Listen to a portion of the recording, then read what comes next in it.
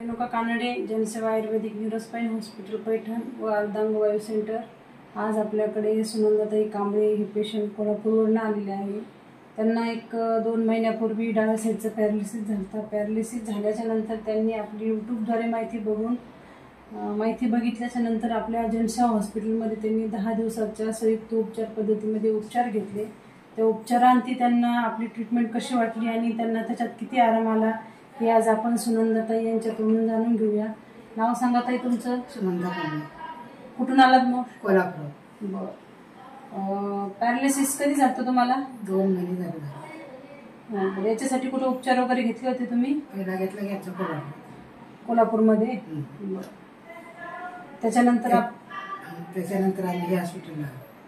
बरं, इथले उपचार कसे वाटले तुम्हाला? बरे वाटले। बरं, त्या उपचारामध्ये तुम्हाला किती आराम आला? आला की आराम चांगला आला। हात माझा खाली वर व्यवस्थित आहे। बाकी चालायला वगैरे काही त्रास? चालायला पण येत आहे। आपल्या जनसेवा हॉस्पिटलची ट्रीटमेंट कशी वाटली तुम्हाला? चांगली वाटली। ठीक आहे, आता मग थोडंसं चालून दाखवा मग।